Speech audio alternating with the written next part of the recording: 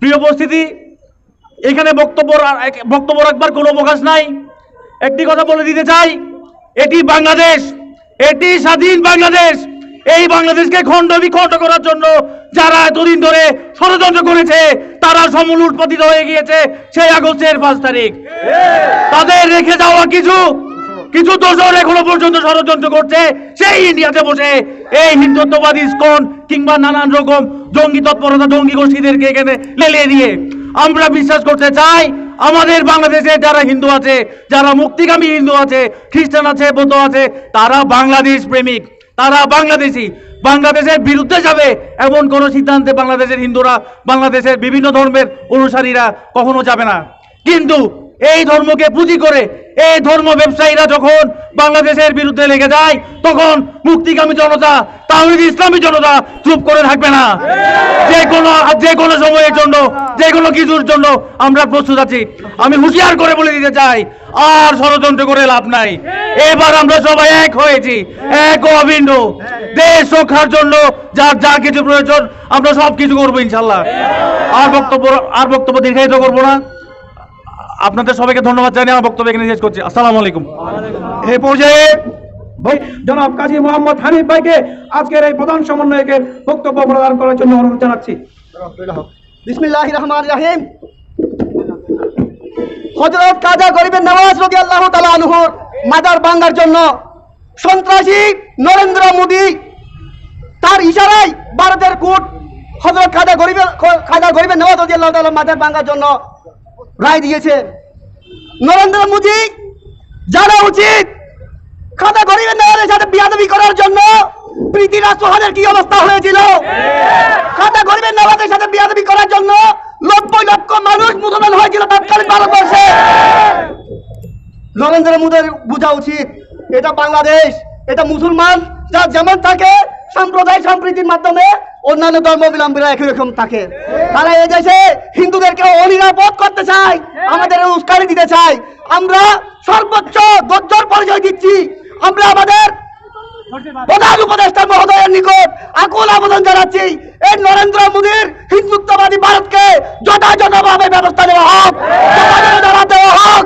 এই নরেন্দ্র মোদি তার লেসপন্সার, তার গভর্নেন্স মাধ্যমে এদের দীর্ঘ 17 বছর দখল করে রেখেছিল। এই দেশে সুন্নি মুসলমান তাহিদি জনতা, রিসালাতি জনতারা, আপামর জনতারা সবাই এক যুগে ঐক্যবদ্ধভাবে আন্দোলনের মাধ্যমে এই আমাদের আহলে সুন্নাতের আলেমগণ ঐক্যবদ্ধ আন্দোলনের মাধ্যমে 5 আগস্ট তাকে এই দেশ থেকে পালাতে বাধ্য হয়েছিল।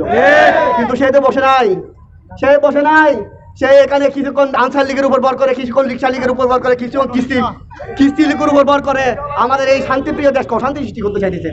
সম্মানিত উপস্থিতি, যাদের বয়স আজকে 70-80 বছর এখানে আছে আমার মুরব্বীরা, আপনারা কি কোনোদিন দেখেছেন, কোনোদিন করেছেন কোনো হিন্দুর উপর আপনারা অত্যাচার করেছেন? করে না। এটা আমাদের আকীদাও না, এটা আমাদের বিশ্বাসও না। এই দেশের মুসলমানদের কোনো সময়ে আমাদের বয়স আমরা দেখি নাই কোনো হিন্দু ভাইয়ের উপর অত্যাচার নির্যাতন করতে, কিন্তু তারা তো আমাদের পিছনে বসে না। আল্লাহ বলতেছে এরা আপনাদের বন্ধুরা, কতটা কঠিন কিন্তু সত্য। এতই মহব্বত করার পরও এরা ভারতকে এই দেশে আমন্ত্রণ জানায় আমাদের উপর হামলা করার জন্য। আজকে নিউজ দেখলাম ভারত 35,000 সৈন্য মোতায়েন করেছে, 70 কিলোমিটারের মিসাইল নিয়োগ করেছে আমাদেরকে মারার জন্য। সম্মানিত উপস্থিতি, আমি ভারতকে বলে দিতে চাই, এই দেশে 16 কোটি মুসলমান, 32 কোটি হাত।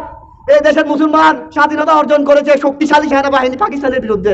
আপনাদের বোঝা উচিত, আপনারা গরুর মুখ খাওয়া লোক, মাথায় তো সারাদিন মদ্যপ থাকেন, কিছু বুঝেন না, বুদ্ধি তো নাই, মাথা উগ্র।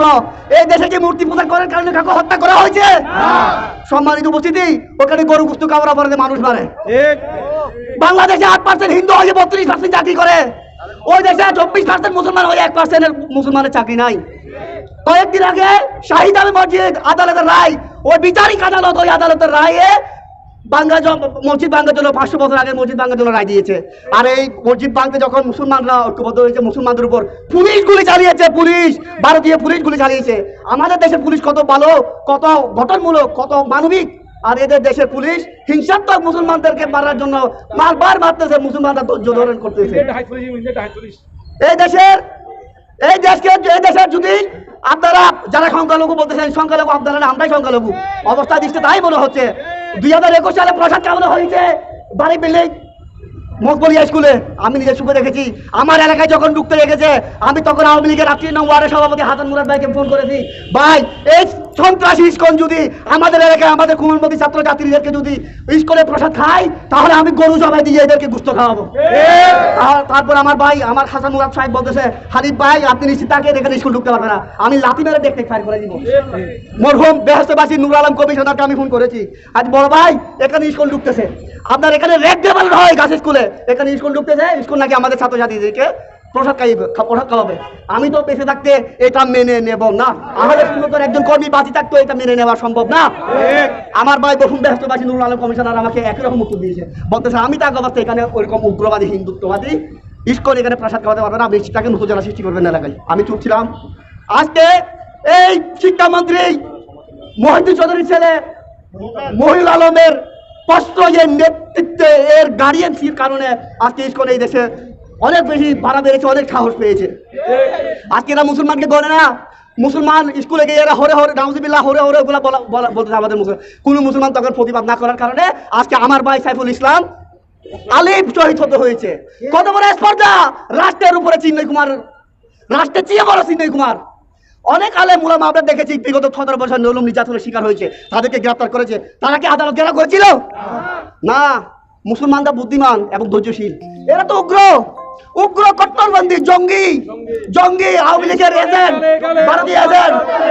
ইস্কনের গালে গালে মারো তালে তালে, আমার সোনার বাংলায় ইস্কনের ঠাঁই নাই, আমার সোনার বাংলায় ইস্কনের ঠাঁই নাই। আগামীতে সম্মানিত প্রধান উপদেষ্টা যিনি নোবেল বিজয়ী, আমার দেশের কত ভাগ্যবান আমরা, আমার দেশের প্রধান উপদেষ্টা নোবেল বিজয়ী, আর ভারতের প্রধানমন্ত্রী সাহাবী নেতা নরেন্দ্র মোদী তার সাথে আমার যাই না তো, আমরা খাই গোস্ত দুধ, সে খাই মুখ, আমরা কাউকে ভিক্ষা দিলে 10 টাকা দেয়, সে ভিক্ষা দেয় একটা করি, তার সাথে আমার কেমনে যাই? আমরা মাছ কিনলে 2 কেজি কিনি, তারা কিনে 1 টুকরা 2 টুকরা। কত বড় নিকৃষ্ট দেশ, কত বড় উৎকৃষ্ট, তারা বাংলাদেশ থেকে একটা বিষয়ে এগিয়ে আছে, ওটা হতে নেংটি ফোনা উলঙ্গ পাদা, ওই উলঙ্গ পাদাতে তারা বিশ্বের মধ্যে ব্যবসা এটাই।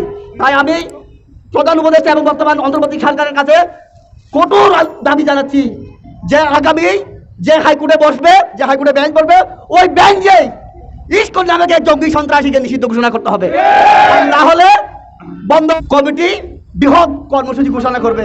ওই ঘোষণাতে আপনারা সবাই থাকবেন। নারায়ে তাকবীর, নারায়ে রিসালাত, নারায়ে গাউসিয়া, ওয়া আখিরু দাওয়ানা আলহামদুলিল্লাহি রাব্বিল আলামিন। আসসালামু আলাইকুম।